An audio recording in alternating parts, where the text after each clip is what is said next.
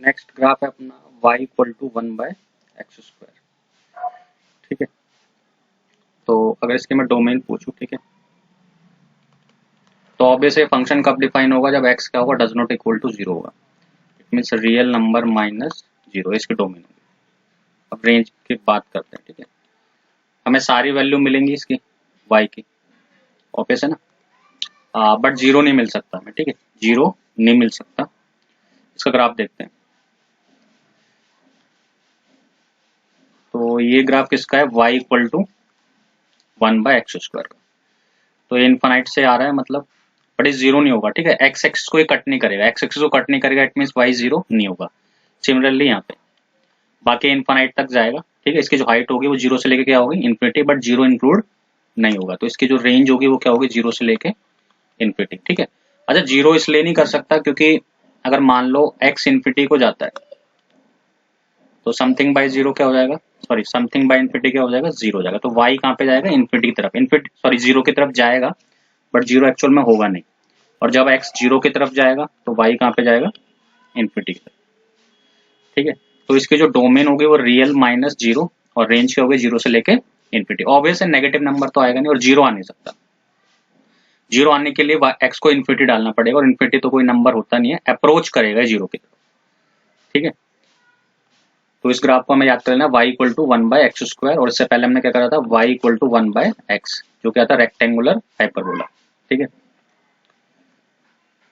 Next अपना जो function है वो क्या है, पीस वाइज फंक्शन। ठीक है,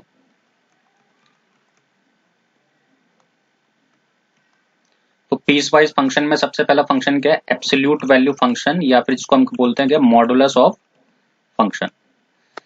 तो ये हमें पता है, ठीक है, कि y इक्वल टू क्या है, मॉडुलस ऑफ x है।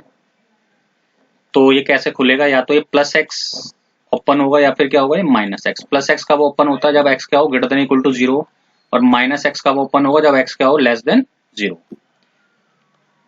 तो इसकी जो डोमेन होगी, सिंपल x को तो हम कुछ भी डाल सकते हैं, क्या फर्क पड़ता है y को, कुछ फर्क नहीं पड़ता। इसकी जो डोमेन होगी वो क्या होगी, रियल नंबर, या फिर माइनस इन्फिनिटी से इन्फिनिटी। बट इसकी जो रेंज होगी, देखते हैं ग्राफ में। ठीक है, इस ग्राफ की हाइट क्या है, इस ग्राफ की हाइट यहाँ से जीरो से लेके कहाँ तक जा रहा है, इन्फिनिटी पे। यहाँ भी ग्राफ है, यहाँ भी ग्राफ है, हर जगह क्या है, वाई पे ग्राफ है। ठीक है, तो इसकी जो रेंज होगी वो क्या होगी, जीरो से लेके इन्फिनिटी। तो वाई इक्वल टू किसका ग्राफ है, मॉड ऑफ एक्स का।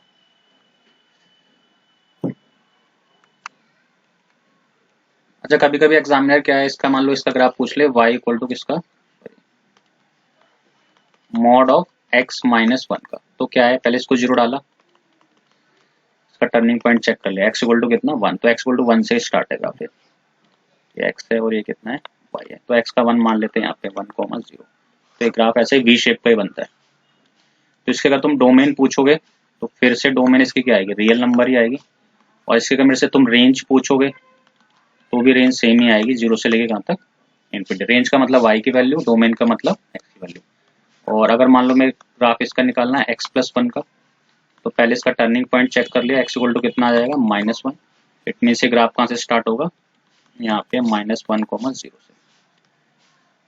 और इसकी डोमेन और रेंज सेम रहेगी। डोमेन क्या रहेगी, रियल नंबर, और रेंज क्या रहेगी, जीरो से लेके। ठीक है,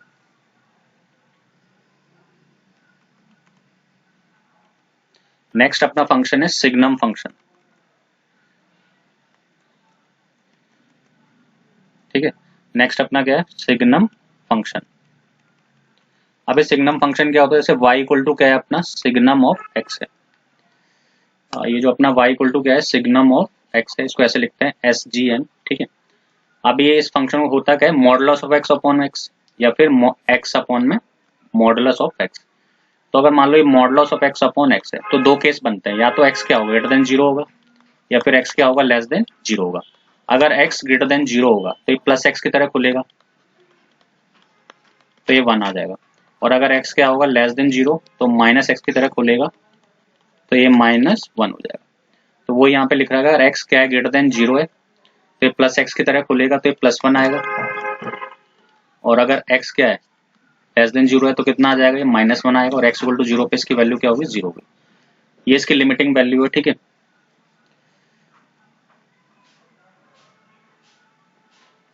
अब इसका ग्राफ देखते हैं। इसका ग्राफ हमने क्या देखा, अगर कभी भी x जो है, मान लो सिग्नम ऑफ क्या है, x है, अगर x ग्रेटर देन 0 होगा तो हमेशा ये +1 देने वाला है। ऑब्वियस है ना, देखो यहाँ पे मान लो x की जगह मैं 2 डालता हूँ, ग्रेटर देन 0 में हम कोई भी नंबर ले सकते हैं, मान लो मैंने 2 ले लिया तो 2 पॉजिटिव है, इसका कितना आएगा, 2/2 कितना आएगा, 1 आएगा। 5 ले लो तो भी कितना आएगा, 1 आएगा। इसका मतलब x अगर ग्रेटर देन 0 है, अगर x क्या है, ग्रेटर देन 0 होगा तो हमेशा +1 देगा।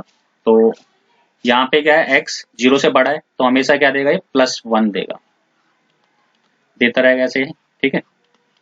अच्छा, अगर x क्या है, लेस देन 0 है तो हमेशा क्या देगा, ये -1 देगा। y का कितना देगा, ये -1। अगर सिग्नम ऑफ x कितना आएगा, -1 है, इसका मतलब x क्या है, हमेशा लेस देन 0, और 0 पे इसकी लिमिटिंग वैल्यू कितनी है, 0 है, ठीक है।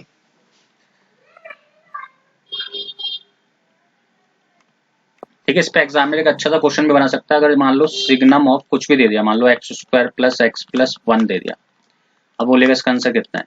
तो हमें पता है, मैंने देखा x² + x + 1, इसका a क्या है, ग्रेटर देन 0 है, और इसका d क्या है, लेस देन 0 है। तो मैंने बताया था अगर a ग्रेटर देन 0 और d लेस देन 0 है तो इसका मतलब ये ऑलवेज पॉजिटिव है। ये क्या है, ऑलवेज पॉजिटिव है। इसका मतलब सिग्नम में तुम क्या वैल्यू डाल लो, पॉजिटिव, और सिग्नम में पॉजिटिव डालने का मतलब क्या है, x ग्रेटर देन 0 डाल लो। तो अगर पॉजिटिव वैल्यू डालोगे तो हमेशा आंसर कितना देगा, ये 1 देगा, ठीक है। नेक्स्ट फंक्शन हमारा मोस्ट इंपोर्टेंट है, greatest integer function, it means GIF, greatest integer function. इसको ऐसे रिप्रेजेंट करते हैं, ठीक है, y = ये साइन है ग्रेटेस्ट इंटीजर फंक्शन का, स्क्वायर ब्रैकेट, ठीक है। पहले इसकी प्रॉपर्टी समझते हैं। जैसे ग्रेटेस्ट इंटीजर फंक्शन क्या है, जैसे मान लो मैंने ग्रेटेस्ट इंटीजर क्या डाला है, 2.3। अच्छा, पहले मैं बता देता हूँ इसकी डेफिनेशन, ठीक है। ग्रेटेस्ट इंटीजर क्या होता है, जो x होता है, ठीक है, वो लेस देन होगा n+1 से और ग्रेटर देन इक्वल टू होगा n से, जहाँ पे n क्या है, इंटीजर, ठीक है। कैसे, अब जरा देखो 2.3 है जैसे कि मान लो, तो 2.3 से छोटा इंटीजर क्या होगा, 2 होगा। 3.2 इससे छोटा इंटीजर क्या होगा, 3 होगा। 5.7 इसका से छोटा इंटीजर क्या होगा, मतलब 5.7 का ग्रेटेस्ट इंटीजर क्या आएगा, 5। 2.3 का ग्रेटेस्ट इंटीजर कितना आएगा, 2। 3.2 का ग्रेटेस्ट इंटीजर कितना आएगा, 3। सही है। अच्छा, ठीक है। आप जैसे कि मैंने ले लिया -7.5, -7.5 से छोटा इंटीजर क्या आएगा, -8, ठीक है। -8.9 से छोटा इंटीजर क्या आएगा, -9, ठीक है। ऑब्वियसली -7.5 से -8 छोटा होता है, तो ये ग्रेटेस्ट इंटीजर की प्रॉपर्टी। अच्छा, सिर्फ इंटीजर आ जाए, जैसे 0, तो 0 का ग्रेटेस्ट इंटीजर कितना आएगा, 0 आएगा। 1 का ग्रेटेस्ट इंटीजर कितना आएगा, 1 आएगा।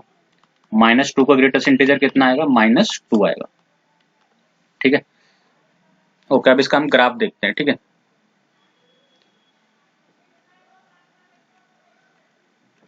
अब देखो इंपॉर्टेंट चीज क्या है इस ग्राफ में,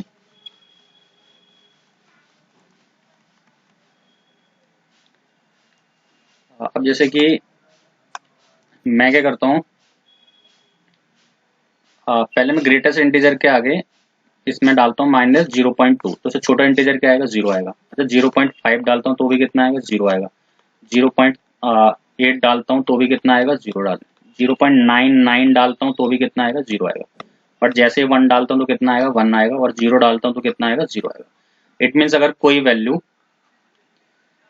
0 या 0 से बड़ी है और 1 से क्या है, छोटी है, तो अगर इसके बीच तुम कोई भी ग्रेटेस्ट इंटीजर इसका लोगे तो हमेशा कितना देगा, 0 देगा। देखो 0 या 0 से 1, 0 या 0 से क्या, 1 के बीच अगर कोई भी वैल्यू डालोगे तो ये 0 दे देगा।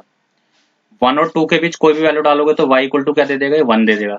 और 2 और 3 के बीच डालोगे कोई भी वैल्यू तो कितना दे देगा, ये 2 दे देगा। कोई भी हमने डाला, मान लो 3.7 डाला तो ऑब्वियसली हमें 3 दे देगा ये, ठीक है। सिमिलरली अगर ये नेगेटिव वाला केस होगा, तो अगर मान लो -1 और 0 से के बीच कोई वैल्यू डालोगे तो ये -1 देगा। -2 और -1 के बीच कोई वैल्यू डालोगे, जैसे मान लो -1.7 डाला तो -2 दे देगा ये। सिमिलरली अगर -2 और -3 के बीच कोई वैल्यू डालोगे तो -3 दे देगा। तो ये अपना क्या है, ग्रेटेस्ट इंटीजर फंक्शन का ग्राफ है, ठीक है। इस टाइप का ग्राफ बनता है, इसे फ्लोर फंक्शन भी बोलते हैं, ठीक है। और स्टेयर टाइप का है, ठीक है, सीलिंग फंक्शन भी बोलते हैं या फिर फ्लोर फंक्शन, ठीक है। नेक्स्ट इसकी कुछ प्रॉपर्टीज है, किसकी, GIF की, ग्रेटेस्ट इंटीजर फंक्शन। तो इसमें जो अपनी फर्स्ट प्रॉपर्टी क्या है, अगर ग्रेटेस्ट इंटीजर ऑफ एक्स है वो एक्स के इक्वल होगा, अगर एक्स क्या है, इंटीजर है ना, ऑब्वियस है। 5 का ग्रेटेस्ट इंटीजर 5, 6 का ग्रेटेस्ट इंटीजर 6। अच्छा, अगर एक्स प्लस कोई इंटीजर लिखा है तो उस इंटीजर को हम क्या ले सकते हैं, बाहर ले सकते हैं। जैसे 2.3 प्लस 5, तो 2.3 तो अलग हो गया, और ये इंटीजर है पूरा, तो इस इंटीजर को हम बाहर निकाल सकते हैं। वैसे आंसर तो सेम आएगा, ठीक है, बट ये प्रॉपर्टी है, ठीक है, ये क्वेश्चंस में यूज हो सकती है, ठीक है। जहाँ पे सिर्फ एक्स लिखा हुआ, यहाँ पे मान लो 1 लिखा हुआ, एक्स प्लस 2 लिखा हुआ, एक्स प्लस 3 लिखा हुआ, जैसे यहाँ पे एक्स प्लस 2 लिखा है, तो हम क्या कर सकते हैं, इसको greatest integer of x plus 2, ठीक है। ये ज्यादा इंपॉर्टेंट प्रॉपर्टी नहीं है, ठीक है। माइनस ऑफ एक्स का ये होता है, ये खुद भी चेक कर सकते हो, जैसे -2.3 डाला तो अब ऐसे -3 आएगा, ठीक है। इंपॉर्टेंट प्रॉपर्टी क्या है, इसके नीचे वाली ये इंपॉर्टेंट प्रॉपर्टी है।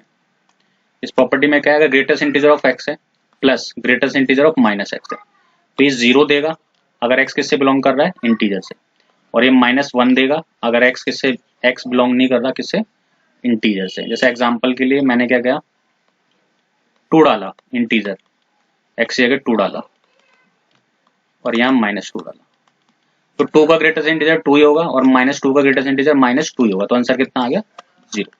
बट अगर x मान लो इंटीजर नहीं है, मान लो मैंने x को 3.2 डाला और यहाँ माइनस हो जाएगा 3.2, तो इसका ग्रेटेस्ट इंटीजर कितना होगा, 3, और -3 पॉइंट से छोटा कितना होगा, -4, तो आंसर कितना आ जाएगा। तो ये स्टैंडर्ड प्रॉपर्टी है, ठीक है। अगर greatest integer x plus greatest integer of -x है, तो या तो वो 0 आता है या फिर क्या आता है, -1 आता है। 0 कब आएगा, जब x बिलोंग करेगा इंटीजर से, और -1 कब आएगा, जब x does not belongs to integer, ठीक है। नेक्स्ट अपना क्या है, फ्रैक्शनल पार्ट फंक्शन, इंपोर्टेंट है।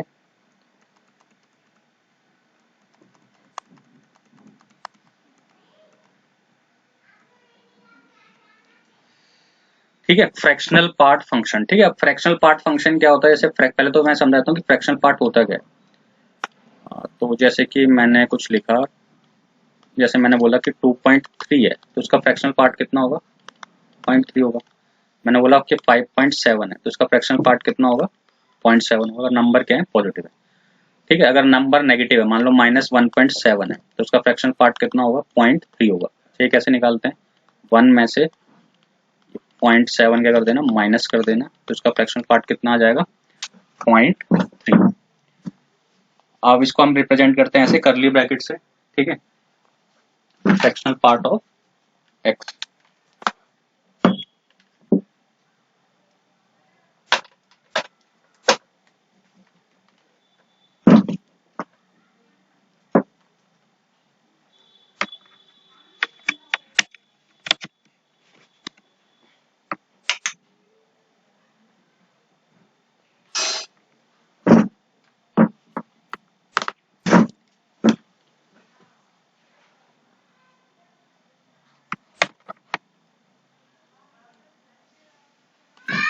ठीक है, तो y इक्वल टू कितना, फ्रैक्शनल पार्ट ऑफ x।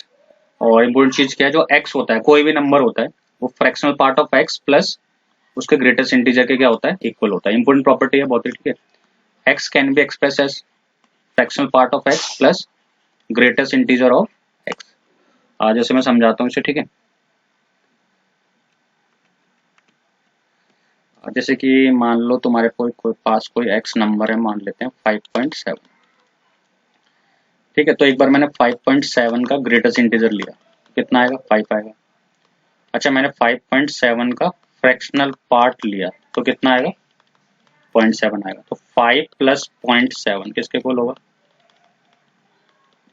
5.7 यानी नंबर के इक्वल होगा जो हमने x लिया था। इट मीन्स हम कह सकते हैं जो x होता है, fractional part of x plus greatest integer of x के इक्वल होता है,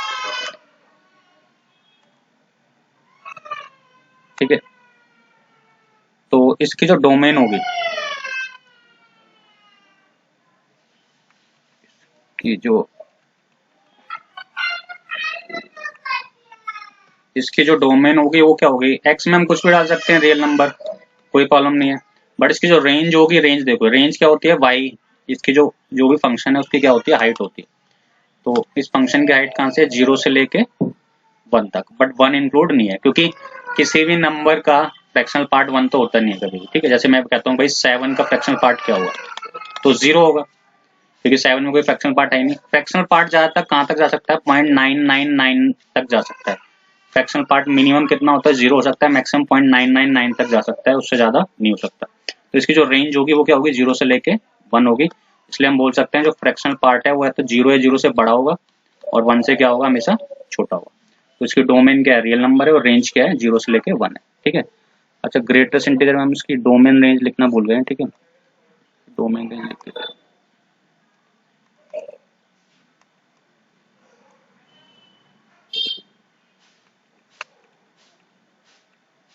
ठीक है। तो इस फंक्शन की अगर मैं बोलता हूँ कि डोमेन क्या है, तो एक्स में हम कुछ भी डाल सकते हैं, रियल नंबर।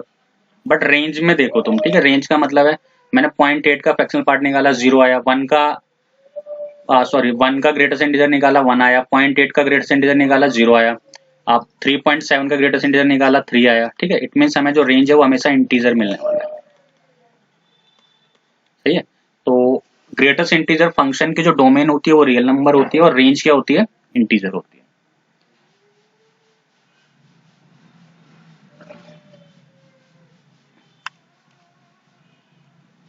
नेक्स्ट हमारी कुछ प्रॉपर्टी है फ्रैक्शनल पार्ट फंक्शन की, ठीक है। वैसे ज्यादा इंपॉर्टेंट नहीं है, इंपॉर्टेंट कौन सा है, ये वाला पार्ट। और ये हमें पता ही है, अगर कोई भी इंटीजर है तो उसका फ्रैक्शनल पार्ट हमेशा क्या होता है, 0 होता है। और अगर 0 से 1 के बीच लाई कर रहा है तो फ्रैक्शनल पार्ट खुद ही होता है, ठीक है। इसको याद करनी जरूरत है, हाँ ये इंपॉर्टेंट है, और एक ये इंपॉर्टेंट है, ठीक है। हाँ, अगर माइनस का फ्रैक्शनल पार्ट निकालना है ये भी इंपॉर्टेंट है।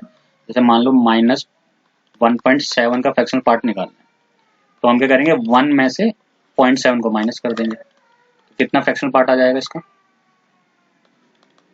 पॉइंट, ठीक है।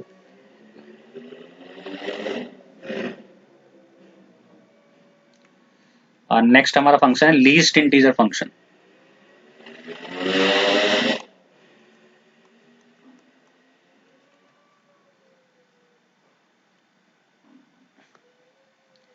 तो लीस्ट इंटीजर फंक्शनों को ऐसे रिप्रेजेंट करते हैं, y इक्वल टू ये सिंपल ओपन ब्रैकेट, या फिर इसको ऐसे रिप्रेजेंट कर सकते हैं, ठीक है। ग्रेटेस्ट इंटीजर से थोड़ा सा अलग है, उसका अपोजिट है, अपोजिट लेट कर सकते हो उसे, ठीक है। अब इसमें क्या होता है, उसमें क्या था, 3.7 का ग्रेटेस्ट इंटीजर क्या था, 3 था।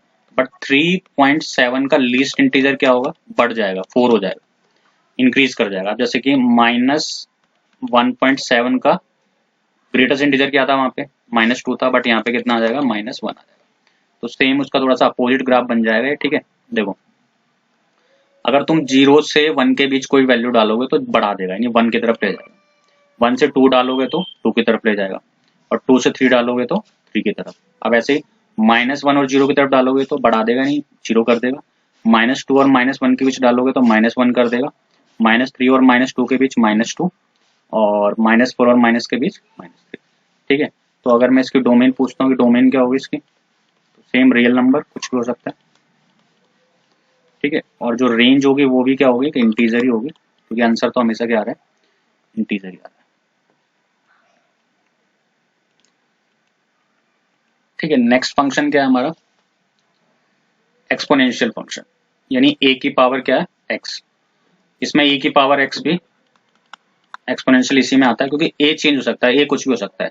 अब इसके दो केस हैं, केस 1 अगर ए क्या हो, ग्रेटर देन 1 हो, यानी जो हमारा बेस है वो क्या हो, ग्रेटर देन 1 हो, तो इसका ग्राफ होता है इंक्रीजिंग, ठीक है। इसका ग्राफ कैसे बनेगा, इस टाइप से बनेगा। देखो एक्स को 0 डालो एक बार जरा, एक्स को 0 डालो तो y इक्वल टू हो जाएगा ए की पावर जो यानी कि 1, y कितना आ जाएगा, 1 आ जाएगा, तो यहाँ पे इंटरसेक्ट करेगा ये। और जैसे जैसे तुम x की वैल्यू बढ़ाओगे, क्योंकि x तो 1 से बड़ा है, सॉरी a क्या है, 1 से बड़ा है, जैसे कि 5 की पावर x है। अगर x में 1 डालूंगा तो y कितना आएगा, 5 आएगा। x अगर मैं 2 डालूंगा तो y कितना आएगा, 25, यानी x जैसे जैसे बढ़ाओगे वैसे वैसे y भी क्या है, बढ़ेगा। इसलिए फंक्शन कैसा है, इंक्रीजिंग फंक्शन है, पहली चीज। फंक्शन कैसा है, इंक्रीजिंग है, मीन्स x अगर इंक्रीज करोगे तो y भी करेगा इंक्रीज करेगा। ठीक है, अच्छा अब नेक्स्ट क्या है, इसकी डोमेन देखते हैं। तो डोमेन तो कुछ भी डाल सकते हैं एक्स को, कोई प्रॉब्लम नहीं है, बट रेंज क्या है, देखो ये एक्स एक्स को कट तो नहीं करेगा, तो y की वैल्यू क्या रहेगी, 0 से लेके इन्फिनिटी। इसलिए हम कहते हैं कोई भी एक्सपोनेंशियल फंक्शन है वो 0 से हमेशा क्या होता है, बड़ा होता है। आपसे बोल सकते हैं हम ऑलवेज पॉजिटिव। ऑलवेज क्या होगा, ये पॉजिटिव होगा, ये नेगेटिव हो ही नहीं सकता कभी। ठीक है, अच्छा अब सेकंड पार्ट क्या है, अगर 0 से लेके 1 के बीच ए लाई कर रहा है, मतलब बेस जो है 0 से लेके 1 के बीच है, मीन्स हाफ है, मीन्स 1/2 की पावर एक्स है, 1/3 की पावर एक्स है, इस टाइप का है। ठीक है, तो इसमें तुम x जैसे जैसे बढ़ाओगे, ऑब्वियस है, अगर मैं x की जगह 1 डालूंगा तो ये 1/2 आएगा, x की जगह 2 डालूंगा तो 1/4 आएगा, x की जगह 3 डालूंगा तो 1/8 आएगा। यानी x को मैं जैसे इंक्रीज कर रहा हूँ तो ये जो वैल्यू है वो डिक्रीज होती जा रही है। ये 0.5 है, ये 0.25 है, ये 0.125 है। इट मीन्स ये कैसा फंक्शन है, डिक्रीजिंग फंक्शन है। और इंटरसेक्ट तो यहीं पे करेगा, बट फंक्शन क्या करेगा, डिक्रीज करेगा। जैसे जैसे x बढ़ेगा, जैसे जैसे x बढ़ेगा वैसे वैसे y क्या करेगा, डिक्रीज होगा। सही है, तो इसकी जो डोमेन होगी, डोमेन तो रियल नंबर ही रहेगी इसकी, और रेंज भी क्या रहेगी, सेम ही रहेगी। क्योंकि रेंज क्या होती है, हाइट होती है ग्राफ की, तो मिनिमम तो 0 की तरफ जाने की कोशिश करेगी, बट मैक्सिमम कितनी होगी, इन्फिनिटी होगी। तो रेंज और डोमेन तो इसका सेम होता है, बट ग्राफ में डिफरेंस आ जाता है। एक बार ये क्या करता है, इंक्रीज करता है। अगर हमारा ए क्या ग्रेटर देन 1 है तो वो इंक्रीजिंग होगा, और अगर 0 से 1 के बीच लाई करेगा तो क्या हो जाएगा, डिक्रीजिंग हो जाएगा। अब इसमें कुछ इंपोर्टेंट नोट है। अगर कोई भी फ्रैक्शन a/b है, ठीक है, अगर मान लेते हैं ग्रेटर देन 1 है, तो a/b की पावर जो इन्फिनिटी है वो इन्फिनिटी की तरफ टेंड्स करता है। एग्जाम्पल के लिए 4/3 की पावर इन्फिनिटी, 1 से ज्यादा है तो ये कहाँ पे टेंड्स करेगा, इन्फिनिटी की तरफ। जैसे 5 की पावर इन्फिनिटी, ये 1 से ज्यादा है तो कहाँ जाएगा, इन्फिनिटी की तरफ। 3 की पावर इन्फिनिटी 1 से ज्यादा है, कहाँ पे जाएगा, इन्फिनिटी। और ये सबसे इम्पोर्टेंट नोट, ई की पावर इन्फिनिटी इसीलिए क्या होता है, इन्फिनिटी होता है, क्योंकि ई की अप्रोक्सीमेट वैल्यू कितनी होती है, 2.73, और 1 से क्या होती है, वो ज्यादा होती है। इसका मीनिंग क्या है, कोई भी फ्रैक्शन क्या है 1 से ज्यादा है और उसकी पावर अगर तुम इन्फिनिटी करते हो तो कहाँ पे आंसर कहाँ पे टेंड्स करेगा, इन्फिनिटी की तरफ। अब इसका अपोजिट, अगर a/b क्या है, लेस देन 1 है, तो a/b की पावर जो इन्फिनिटी है वो 0 की तरफ टेंड्स करेगा। जैसे कि 1/2 की पावर इन्फिनिटी कहाँ पे जाएगा, 0 की तरफ। 1/3 की पावर इन्फिनिटी कहाँ पे जाएगा, 0 की तरफ। और e की पावर माइनस इन्फिनिटी ये कहाँ पे जाएगा, 0 की तरफ। क्यों, क्योंकि e की पावर माइनस इन्फिनिटी का मतलब क्या है, 1/e की पावर इन्फिनिटी, और तुम्हें पता है e तो क्या है, 2.73 है, तो ये वैल्यू 1 से क्या हो जाएगी, छोटी हो जाएगी। तो e की पावर माइनस इन्फिनिटी कितना होता है, 0 होता है। ये दो चीजें हमें याद करनी है। e की पावर माइनस इन्फिनिटी कहाँ पे जाता है, 0 की तरफ, और e की पावर प्लस इन्फिनिटी कहाँ पे जाता है, इन्फिनिटी की तरफ। तो अगर फ्रैक्शन 1 से ज्यादा है तो उसकी पावर इन्फिनिटी इन्फिनिटी की तरफ टेंड्स करती है। अगर फ्रैक्शन 1 से क्या है, कम है, तो उसकी जो पावर है वो कहाँ पे करती है, 0 की तरफ टेंड्स करती है। ठीक है, अब ये आया कैसे है, ठीक है, मैं ये बता देता हूँ पहले।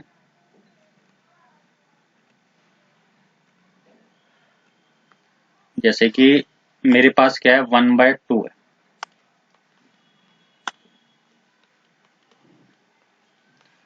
इन्फिनिटी। ठीक है, मैंने बोला था कि इसकी 0 की तरफ टेंड्स करती है। जैसे मैंने पहले 1/2 की पावर 1 डाली, कितना है, 1/2 आया। 1/2 की पावर 2 डाली तो कितना है, 1/4 आया। 1/2 की पावर 3 डाली तो कितना है, 1/8 आया। 1/2 की पावर 4 डाला तो कितना है, 1/16 आया। तो ऑब्वियस वैल्यू क्या कर रही है, डिक्रीज करते जा रही है। और कभी अगर मैं मान लो 1/2 की पावर 100 डालूंगा तो और भी छोटी आएगी, और मैं मान लो 1/2 की पावर इन्फिनिटी डाल तो अप्रोक्सीमेटली 0 की तरफ चली जाए, क्योंकि वैल्यू डिक्रीज करे जा रही है।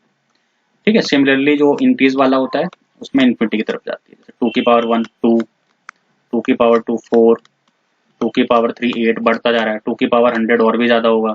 ठीक है, ऐसे 2 की पावर इन्फिनिटी कहाँ पे चला जाएगा, इन्फिनिटी की तरफ अप्रोच करने लगेगा। ठीक है, तो ये एक्सपोनेंशियल फंक्शन था अपना। नेक्स्ट है अपना logarithmic function.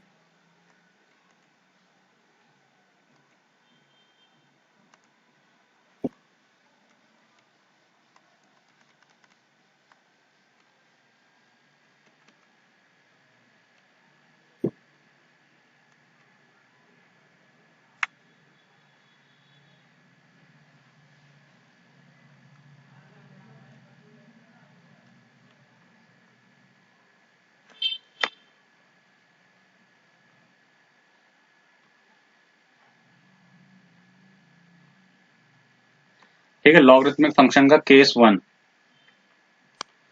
y equal to log base A x. अगर बेस ए ग्रेटर देन 1 है तो उसका ग्राफ इस टाइप से बनेगा। कट कहाँ पे करेगा, जब x क्या होगा 1 तो y कितना आ जाएगा 0। और ये फंक्शन कैसा होगा, इंक्रीजिंग फंक्शन होगा, क्योंकि जैसे जैसे x क्या कर रहा है, इंक्रीज कर रहा है, तो y क्या कर रहा है, डिक्रीज कर रहा है। सॉरी, y भी क्या कर रहा है, इंक्रीज कर रहा है। ठीक है, तो इसकी जो डोमेन होगी, x में तो कुछ भी डाल सकते हैं, कुछ नहीं डाल सकते, क्योंकि x में देखो यहाँ पे ग्राफ है ही नहीं इस साइड। मीन्स हम x में कोई नेगेटिव वैल्यू नहीं डाल सकते। मीन्स डोमेन जो होगी 0 है, 0 से इन्फिनिटी की तरफ जाएगी, 0 से लेके इन्फिनिटी तक। इसको हम आर पॉजिटिव भी बोलते हैं। ठीक है, इसमें 0 इंक्लूड नहीं होता इसलिए। ठीक है, बट जो रेंज है वो तो कुछ भी आ सकती है, रियल नंबर। तो जो ग्राफ की हाइट है वो माइनस इन्फिनिटी से कहां तक जा रही है, प्लस इन्फिनिटी तक, यानी y की तो कोई भी वैल्यू आ सकती है। यानी लॉग जो है, लॉग का जो आउटपुट है वो नेगेटिव भी हो सकता है और क्या हो सकता है, पॉजिटिव भी हो सकता है। बट जो इनपुट है वो हमेशा ग्रेटर देन 0 देना है, वो नेगेटिव नहीं दे सकते हम। लॉग के अंदर नेगेटिव नॉट डिफाइन होता है। ठीक है,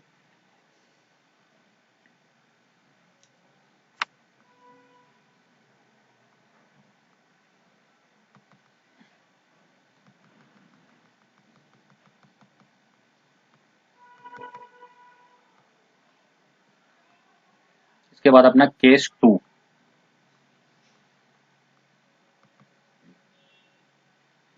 केस 2 में क्या है, अगर बेस क्या है 0 से लेके 1 के बीच लाई करता है, तो ये फंक्शन डिक्रीजिंग हो जाएगा, क्योंकि इसमें अगर x बढ़ रहा है, इस टाइप का ग्राफ, इस टाइम इसका ग्राफ बनता है इस टाइप से। देखो अगर x बढ़ रहा है ना, x बढ़ रहा है, इसका मतलब x इस तरफ बढ़ रहा है, तो y क्या कर रहा है, डिक्रीज कर रहा है, y नीचे की तरफ जा रहा है। x बढ़ रहा है बट y क्या कर रहा है, डिक्रीज कर रहा है। कट तो ये 1,0 पे करेगा, तो डिक्रीजिंग फंक्शन है। ठीक है, फर्स्ट थिंग। तो इसकी डोमेन क्या होगी, x में कुछ भी डाल सकते हैं क्या, नहीं डाल सकते, तो x हमेशा ग्रेटर देन 0 डाल सकते हो तुम, फर्स्ट थिंग। और रेंज क्या है, रेंज कुछ भी मिल सकती है। बट हमें इंपॉर्टेंट चीज क्या है इसमें, इंपॉर्टेंट क्या है, ये फंक्शन होता है डिक्रीजिंग, जैसे एक्सपोनेंशियल में हमने पढ़ा, अगर 0 से लेके 1 के बीच है।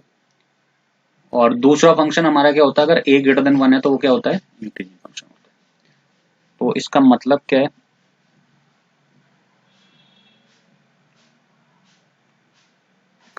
कि लॉग जो है,